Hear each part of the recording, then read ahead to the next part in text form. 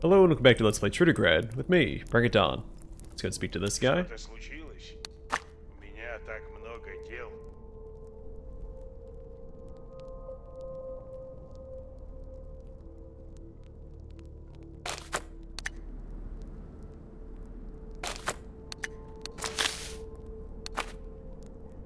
Man who seems to be keeping an eye on the guests of this disgusting flop house waves to you without any enthusiasm and recites. Welcome to the Dead End Inn, traveler, where dreams come to expire in agony. Be it food, drink, or slumber, we have it all. But we don't have our dead customers. No dead patrons for over 2 weeks now, actually. Sounds good, though I actually came here to ask a few questions. Okay, ask. What's your name, old man? Everyone in the Great Corner calls me Antler for some reason, so I lost any need for my real name. What do you do around here? I own this flop house. I keep an eye on things and stop the patrons cutting each other up. Sometimes I wonder why these thugs even listen to me. I mean, I was pretty tough back in the day, but now I'm nothing but a leaky sack of old bones. Tell me about this place. My flop house is rock bottom, kid. Once you're forced to spend your nights here, that's it. There's nowhere lower to fall, and that's a good thing. Sometimes you need to push yourself up from the bottom in order to swim back to the surface. I'm not just saying that because it sounds profound. I've seen tons of people swear off booze and find decent jobs after spending a few days in this crap hole. Okay, only 2 or 3 of them actually made it in the last 10 years, but still. Share a few rumors with me. I heard that the docks basically belong to the Guangzhou now, and our authorities have agreed to this arrangement. Have agreed. The cops have zero authority in that sector. Interesting. Tell me another story. A friend told me a ragtag bunch of criminals recently robbed a crap hole hosting a cockfighting arena. It was a shootout and a real car chase. Wish I could have seen it. Alright, can you tell me another? So you know how the French classic Fantomas came out 20 years before the war? Well, it did, believe it or not.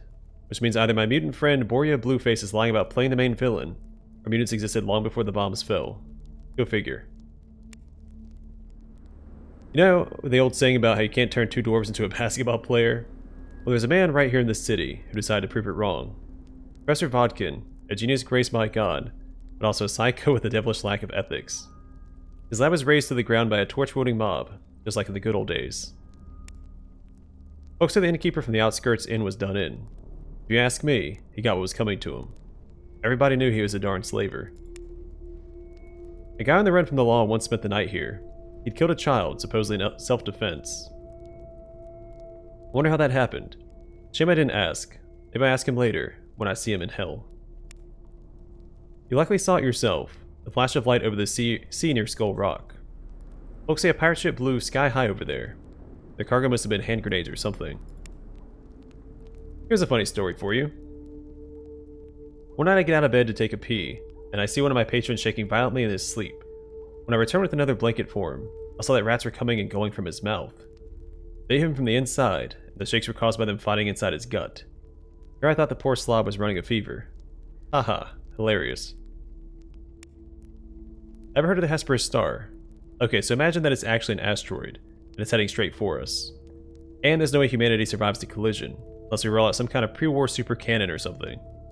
People say I'm crazy, but I honestly believe that's a possibility. A new drug appeared in the city recently, Black Lotus. Disgusting. I don't mind a bit of weed myself. Using this dirt is slow suicide. It turns people into vegetables. There's a ton of rumors. Some mutated leeches have been causing a ruckus around Krasno. They bite you like a normal leech, but the venom induces short-term memory distortion. Some adventurers nearly perish from the paranoia they experienced after being bit. When you talk to someone on the radio, are you backing up your data? If someone's backing it up. No, really. Some factions in the city own gadgets that listen in on private radio conversations, no matter the frequency. A scientist from Astrakhan once spent a night here. He came to the city to study the Trudogradian branch of the ancient stone spiral cult. That's honestly what he said, but I can't say what he meant. I've never seen no spirals around. Have you? Don't answer that. There's one in Ultra Noye in the base game. Haven't seen any in Trudograd. You know why there are so few books in Trudograd? It's because Lettermuncher the Mutant moved here. He's a northern musician with a mutated snail mouth and gets all of his nutrients by consuming paper. That bastard will eat anything, from kids' books to adult magazines. People say a big commune of sentient mutants is secretly living somewhere in Trudograd. These poor freaks are hunted by a group of blokes who want to purify the world of their kind. Purify it by spilling their blood. I didn't tell you this, but local adventurers swear that a huge army of Northerners is approaching Trudograd. God knows what's going to happen next, but good men will die, that's for sure. Alright, nothing else comes to mind right now. If you ask again, I don't mind repeating myself. Alright, let's change the subject. The owner of the sweaty, parasite-infested flophouse loudly clears his throat and rests one hand on the improvised bar rack.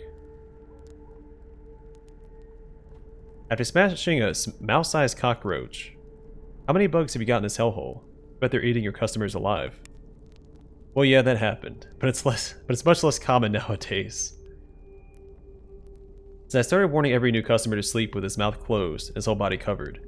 Still, the mice and bugs are like fun-time buddies compared to what's living in my cellar. It's actually a habit I developed from my time in the military, like sleeping out in the field. I can't go to sleep unless I have like my blanket. So I sleep with like my arm kind of in front of my face and I have the blanket kind of pinned down over my mouth and nose so nothing can crawl inside of it. You never be too safe.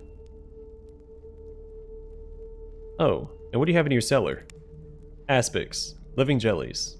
You know what I'm talking about, right? They look a bit like candy, but in reality they're acidic blobs with terrible tempers. God knows I can't fight them alone at my age. So I just locked them up, the buggers.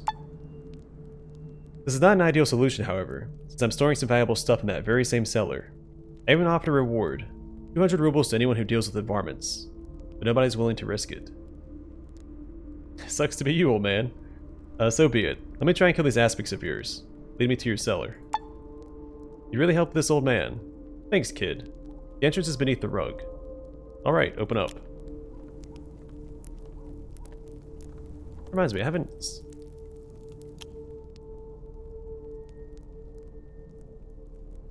talked on the radio in a while. We'll get around to it. Let's do this first. Now, this hatch leads to the flophouse basement. You wish to descend. Yeah.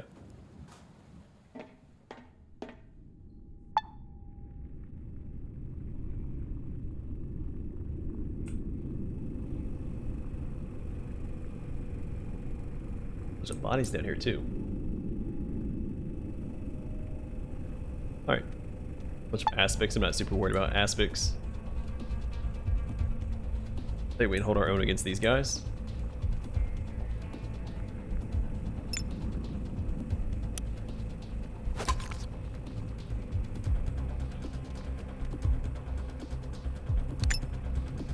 I'm hoping that they can take him by themselves. Yeah, they're not doing any damage. But the aspic isn't doing any damage to them. They should be okay.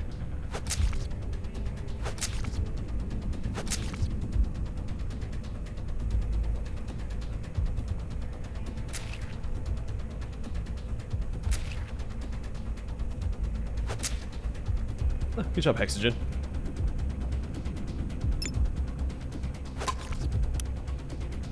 I don't think they have eyes, so I guess we'll just go for the head.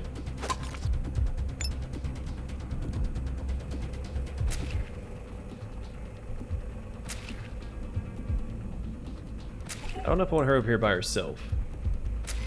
She should be fine. Well, maybe not.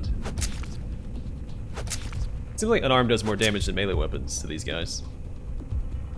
They have a much higher skill and a higher damage weapon. I feel like I'm not doing nearly as much damage. Granted, they also get more attacks off.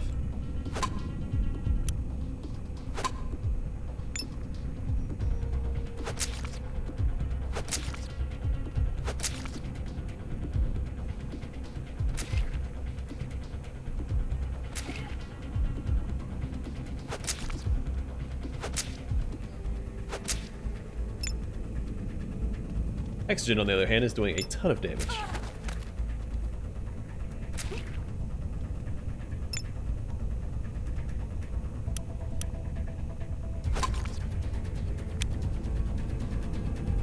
Whoops, did I walk backwards? Oh well.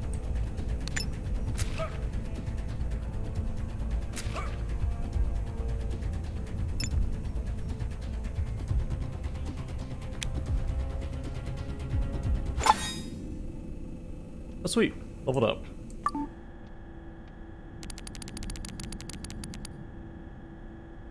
Alright, so attacks governed by this skill ignore 30% of armor and 100% of enemy evasion rating. So our melee weapons is maxed out, we'll focus on speechcraft, I guess, entirely going forward. Might start putting points into survival as well, see if I can get enough to train the dog at the outskirts.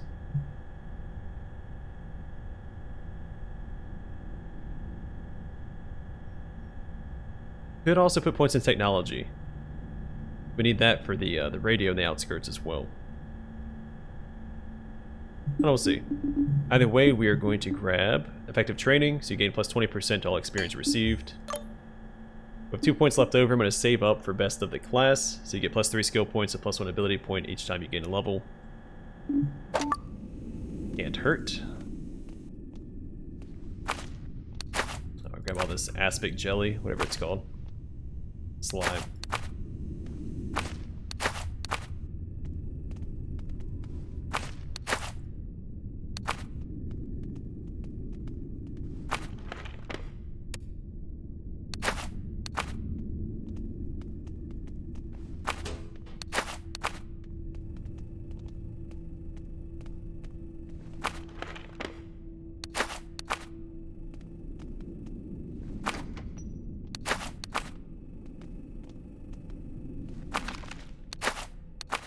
We'll look at the bodies last. Let's do a once around before the hand.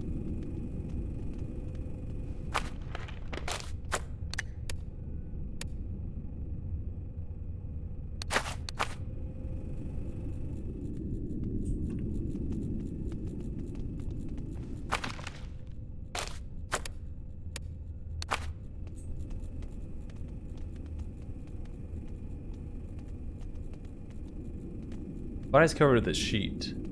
It's a human corpse beneath this blanket. We got a dead one over here. Cold, but not yet rotting. A corpse, the valuables on it, obviously.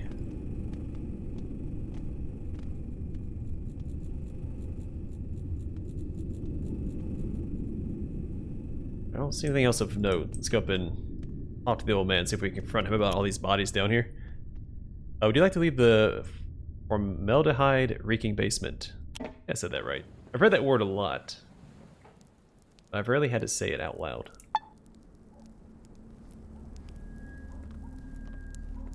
Что-то случилось?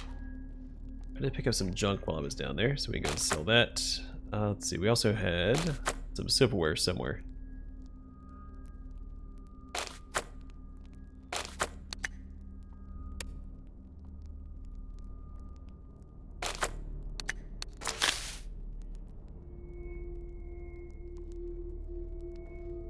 I don't need cold resist. In fact, cold has been a non-issue, especially since I had the bonus stuff from the crash sites. The elderly innkeeper coughs into his hands and looks straight at you. I want to buy something, mister? Make it quick. We got more chores than my pillows have lice. Let's talk about your cellar then. What about it? Dude, why are there corpses lying around in the cellar? Be quiet. Nothing criminal is going on if that's what you're wondering. I collect these debtors from the streets. You know how chaotic the situation in the city is, right? Fights break out all the time. There's a couple of fresh corpses to be found every night, so I drag them down to my basement. Or I used to, before the aspics showed up. Why do you need them, though? I doubt you're cleaning up the streets out of altruism. No, it's not altruism. The plague is likely to break out when there's too many corpses lying around. My cellar is cool and dry like a morgue. I have another reason too, but it's super secret. A woman from the docks buys fresh debtors from me, but you'll never guess why. She feeds them to her pet nibbler. If you believe in the afterlife, watch yourself in the gray corner. If you die here and get fed to a giant rodent, the devils of the 9 hells will mock you for all eternity. Oh, so that's what it is. Yeah, just the kind of world we live in, bucko. I think I murdered every single aspic in your basement. Yep, I was watching through a hole in the floor. You got all of them. Good job. Here's 200 rubles, as promised. No more, no less. Almost bankrupt as it is. Well, thanks. Now that my duty is done, I'll leave you be. Got a level up out of it. Can't complain.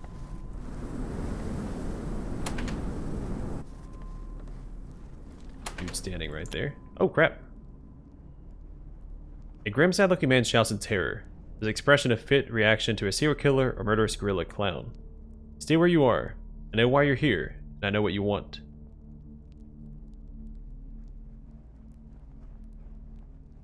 I very much doubt you know why I'm here. Man bounces into action like a well-oiled spring. With a scream like a donkey run over by a school bus, the shack dweller jumps back, smoothly drawing a sawed-off shotgun from beneath his coat. What kind of chump do you think I am? I know Calamari wants me dead, but you're the ones gonna die today. Got it? I'm a crazy mess-up, a murderous psycho, a beast walking amongst men. Don't jerk me around if you like your face in its current configuration.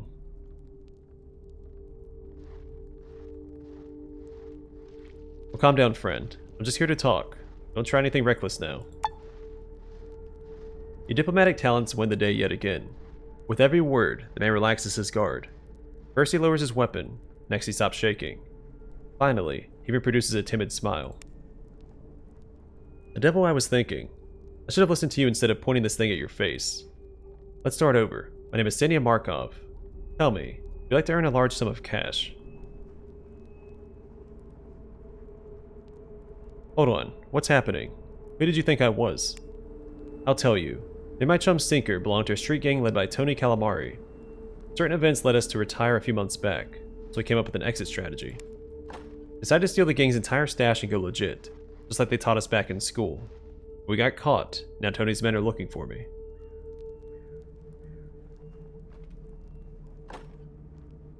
How much did you steal? Me and Sinker waited for a day when Tony's mastiff, Figaro, was the only one guarding the stash. Seasoned some sausages with sleeping pills. After the mutt passed out, got away with about 10 grand. We almost made it when Figaro, out of nowhere, woke up and jumped Sinker. Tore his sleeve off his coat before I fired my gun and chased him off. It was only when we rolled up to the safe house so we remembered the coat sleeve that had Sinker's lucky lead sinker sewed into it. And Figaro still had it. Now we live in constant fear of death. I'm here, and Sinker out in the factory warehouse. But what made you decide to leave your life of crime? The working conditions sucked. I understand that everyone lives in fear of their boss nowadays. But usually it's the fear of getting fired or duped on your pay. With Tony it was different.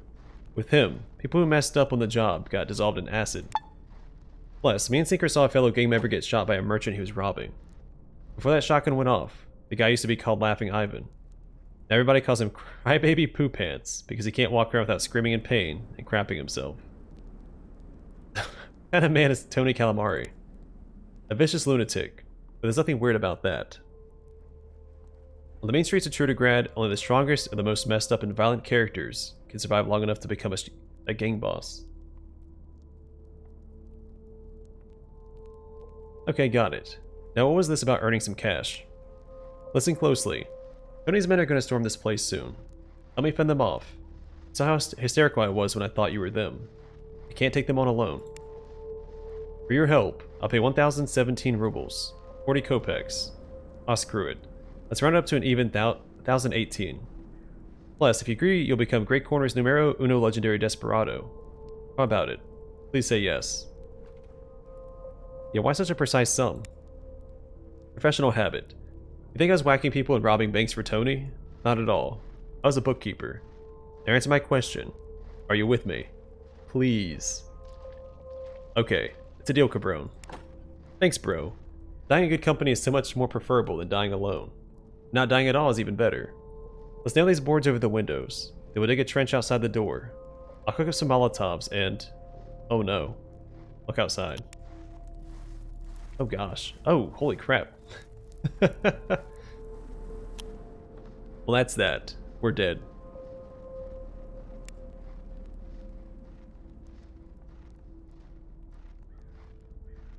Excuse me, I had to take a sip of coffee. Buongiorno, you dirty animal. Get out here. I know where you're hiding. Meet your death like a real man. Crap, no time to prepare. There's Tony Calamari in the flesh. Not just as gangbangers like I'd hoped. This is it, pal. Our survival is down to you. Rip and tear, desperado. All this for a fistful of rubles. Fine, I'm going out. Hopefully we can avoid bloodshed. Yeah, because I don't think I can win a fight against these guys. Maybe. A dark-haired man with carefully waxed mustachios smiles at you from a crowd of gunmen and grips his machine gun close. Well, well, well, Markov. Never guessed you had such interesting friends. My collective has no problem with you as long as Markov didn't pay you with my money. That's not the case. Why don't you be a pal and leave?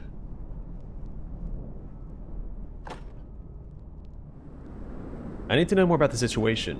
What did Markov do to you? I thought I told everyone about his heist, how he tricked the king of Seven Nation Street, but I guess I was wrong.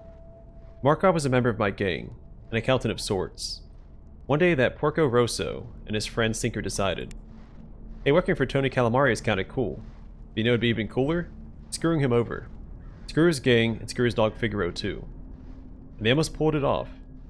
They put my poor Figaro to sleep, stole a wad of cash and fled. They left a bunch of evidence at the scene. Now they're about to go for a stroll under the sea in some hand-tooled concrete boots. Starting with Markov. Listen, I like you. So don't make me angry and end up joining that clown in a watery grave, okay? Hand-tooled boots ain't cheap. Sorry, but I need you to back off. Why should I? Because you said so? Maybe because that macaron wants to return my money. But see, I know that he and Sinker already squandered at least a quarter of it. Alright, so I'm going to fail the intellect check here, so I'm just going to go with strength.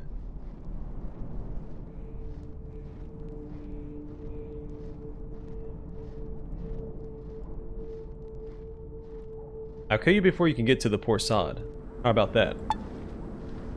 What the heck? Who do you think you are? Check out the nerve on this Goomba. Tony Calamari summons a weak smile, turns to his goons for moral support, but they tiptoed away in the middle of his tirade, shivering in fear. With an audible gulp, the wannabe mafioso curses aloud and charges like a cornered rat.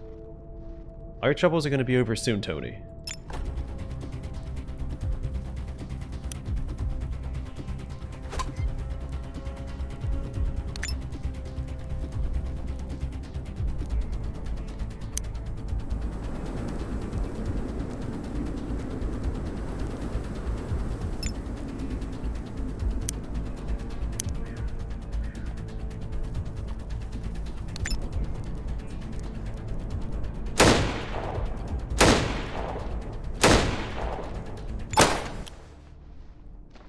When the confrontation is over, Senor Markov approaches you.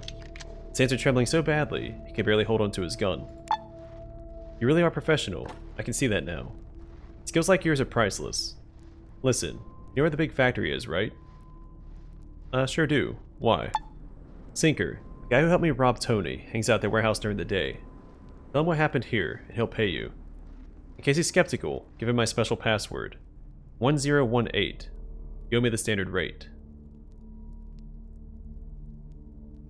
Thanks, but I thought you were going to pay me right now. Sorry, but that kind of money is safer at the factory, where Tony's gang can't get near it. I only have enough for a cart and a buggy to take me to my home village. But don't fret. Tinker is a cool guy. You two will be fast friends, I promise. Now what will you do now? 6 years ago, me and my brother Danik drew straws to see who would stay home with our sick mum, and who would go to live in the big city. Now we're going to switch. You'll be staying in this shack. In a couple of days you can pay him a visit. Okay, off you go. Alright, need to remember that. Come back here and speak to his brother.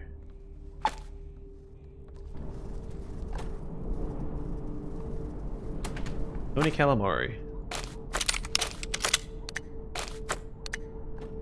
Fedora, plus 10 is speechcraft, a cloth hat with a ribbon tied around it, and 3 indentations on top. Makes the wearer look extra intelligent. Yeah, I'm sure it does.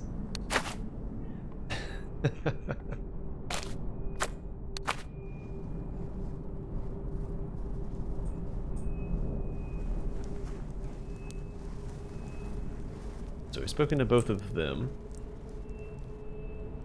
Anything back this way?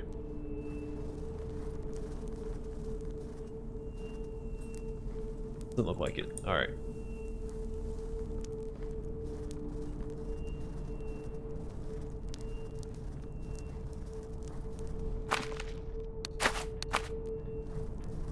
Let's go up here first, then we'll go to the bigger building. Oh, there's 2 buildings up here, actually. Or can we enter this one? Oh, I just missed the door. Okay. There's no one in there. 2 people in here.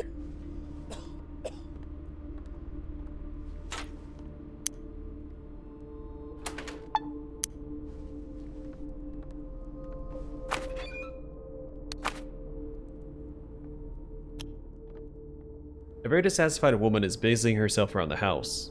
Seeing you, her frown deepens. She puts her hands on her hips. You've at least wiped your boots. What do you need? I just wanted to ask a couple questions. After examining you once more, the woman seems to ease up a little. Okay, ask your questions, young man. What should I call you? Isolda. Isolda Katasanava. But just call me by my first name. What can you tell me about Great Corner? I can't get accustomed to this place. We used to live in the rooftops, not far from 7th Heaven. And I hope that we can at least move to Kulatushkin Street one day. Tell me about Trudograd. It was once a respectable city. Since oligarchs took over the government, everything has fallen into disrepair. Oh, how good we had it in the old days. Well, my husband and me, I mean.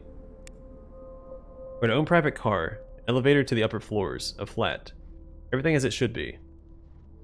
Got any rumors to share? Heard the latest fashion in 7th Heaven is an anti-aging masks, made from the luminous algae which grows around Skull Rock. I guess if nature has deprived you of beauty, what's left but to smear sea slime? Smear sea slime, that's hard to say. All over your face. Heh. I see. Now let's talk about something else. Yes, I'm listening, young man. Hey, you seem on edge. Did something happen? It's all my good-for-nothing husband's fault. He was an elected official under the previous government. But look at us now. Thanks to him, we're reduced to living in this shack. I told him not to fight with the new management. Maybe you won't become as big as Veronin, I said. But at least you'll have the job and the prestige. But no, he just had to act the fool. How exactly did he act like a fool? He threatened that unless they get him his own office and a personal driver, he would undermine upper management. Who does he think he is? The General Secretary of the USSR? Obviously, the capitalists did not appreciate this approach. They're enterprising people. For them, time is money. So instead of spending it, they simply exiled us to the upper levels. And our state-owned apartment was seized and sold off.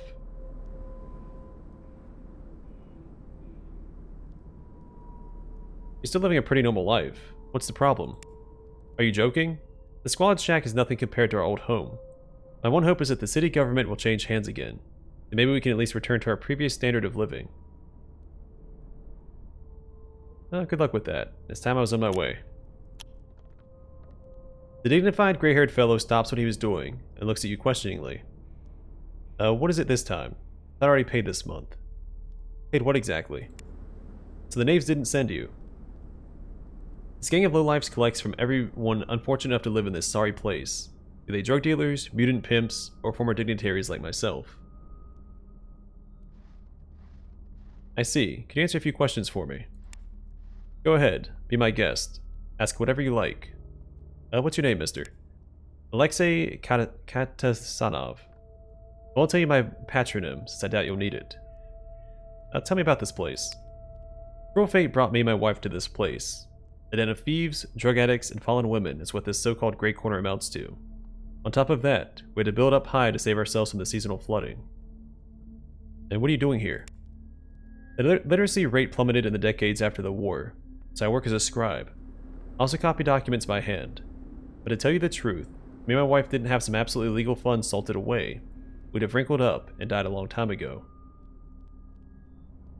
Have you heard anything interesting lately? The so-called new government, the new so-called government, is having trouble keeping citizens in line. It is high time someone teaches them a lesson. When those robber barons finally get thrown off their high-rise buildings, open a bottle of pre-war brandy to celebrate. I see. Can we change the subject? The gray-haired man shrugs. I remember you told me you were a distinguished person once. Of course. The man stomps his foot, making the whole rickety structure that his shack is built on shake violently. A few seconds later he speaks again, with less rage but more anxiety. Of course. I was a member of Trudograd's House of Parliament, chosen by the people during the 13th biannual election. I have you know this governing body was in charge of the whole city before the businessmen took over. Oh really? How did they manage to do that? In short, it was down to nepotism, cruelty, dishonesty, and connections to traitors in parliament. That's the longer answer. But comrade, didn't your parliament peacefully surrender power to the current authorities? For a bit of cash? The man puts great effort into acting as though your partner doesn't exist. So if you're a member of the old order, how come you're still alive? The old regime was displaced without violence. By the 14th session of Parliament, the most powerful positions had already been taken by the rich, their cohorts and patsies. This Parliament of yours had been in charge since the beginning of the war. The former delegate suddenly blushes. Well, there was a brief period during which all kinds of people partook in managing the city. The Parliament was the only legal successor of the pre-war government. Some would say it was in name only, but I say it's better to be a nominal politician than a real crook. One can be both, comrade. I didn't ask your opinion on the matter. I get your position. Can we talk about something else now? The main thing I want to say is that when Trudograd was run by elected officials, pensions were paid, trains arrived on time, the police weren't a private mercenary force. You think these things are bad, or you're welcome to your opinion. Shrug. If you say so. It's cool, I guess. The retired delegate sniffs and stiffens his upper lip, reminding him of his past glories, be they real or made up. Has inspired a little pride. I just remembered I wanted to ask you some questions. I'm listening. Okay.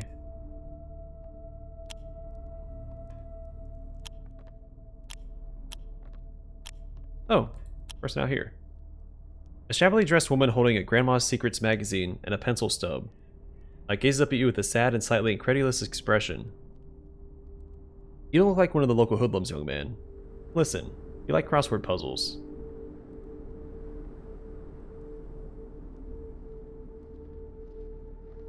I like answers to my ubiquitous questions.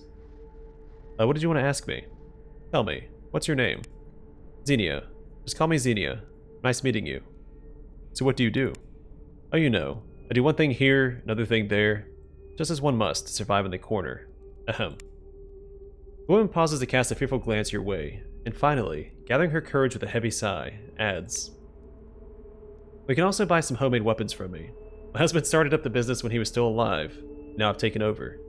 Don't worry, everything's in good condition. What can you say about Trudograd? It's big, chaotic, ever-changing, and I learned to survive in it, unfortunately. You sense a mystery behind the woman's words, a very mysterious mystery. Unfortunately, it seems she's not going to tell you more. Any rumors to share? People whispering that the city is being threatened with a naval blockade, just like during the war. It said the ships are manned by pirates instead of an enemy navy. Scary, isn't it? It's hard enough living in Trudograd when it's peaceful. What's going to happen if war strikes? But then again, people will have more incentive to buy weapons. Awkwardly clears her throat. Please don't think I'm happy about that. Isn't life all about finding the good in the most terrible things? Okay, let's change the subject. As you wish. Can I take a look at your goods?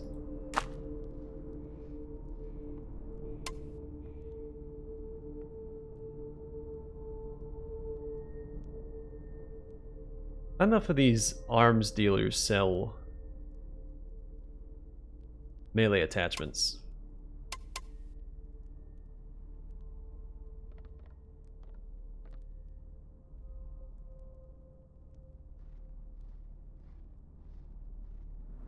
I could sell one of these for almost all of her rubles.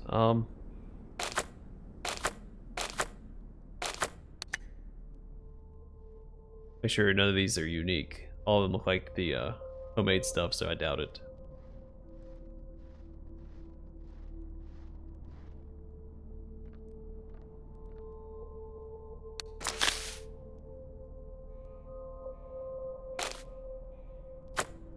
I don't really like selling these. I think I've sold one. But you never know when you're going to need timed explosives to open up the way to something.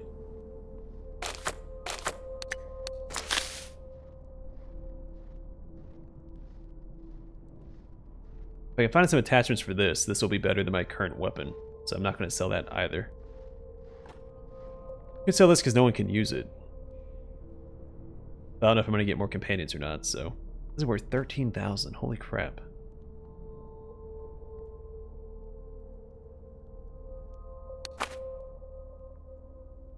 You asked something about crosswords. If you need help, I'm willing.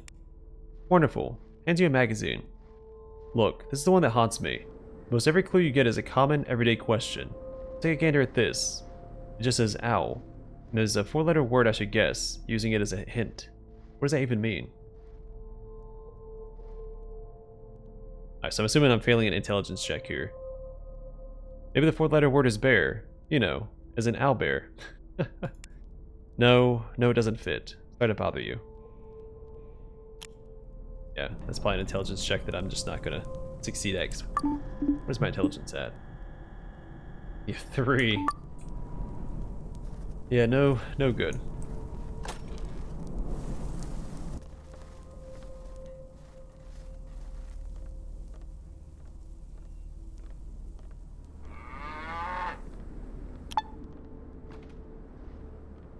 You discover a rather unusual scene inside the small house. Most of the room is occupied by a fat cow, alongside a smiling, bearded fellow. They both gaze up at you in surprise. Is this a cow pen? Huh? Oh, no. This is a private residence. If you don't mind, could you, leave? We'll see. Take a look around. I'm not gonna leave. In fact, I'm gonna loot your home.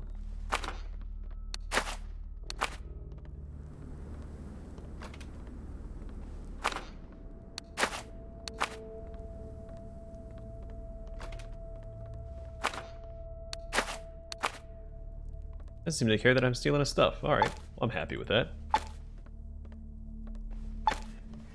Means I have to explain myself to him. Cow remains silent. The bearded cow owner smiles tiredly and pets his bovine buddy on her ample rump. That's how we roll. I noticed, so can you answer a few questions for me? Alright, ask away. I don't like interviews though. What's your name, hombre? In Great Corner, I'm known as the Chemist. That's what you can call me. What do you do for a living? You know, sometimes I sell milk. Sometimes I chop wood. Whatever I can do to make a living. Tell me about this place. Great Corner is a place for those with nowhere else to go. Educated eccentrics with pet cows are a minority. Mostly it's bandits, nutjobs, antisocial weirdos, and the like. Any rumors going around town? I heard there used to be a nightly fist fight tournaments in the big factory. Used to be popular with hooligans and street thugs from Great Corner, but the fights died out a couple years back. Cool. So can we talk about something else? Whatever you say. Isn't it hard keeping a pet cow in a house? In the summer, she grazes in a vacant lot nearby. There's a ton of nice green grass, just what a cow needs. But in the winter, especially one as fierce as this year, it's better not to risk her health. Betsy hates the cold. Cool. Does she give a lot of milk? Can you sell me a couple liters? There's no milk right now, sorry. Are you sure? The animal looks healthy. It's winter now. Betsy's milk goes sour when it's this cold. You could get really sick drinking it. Thanks for the warning. Nod gratefully and walk away.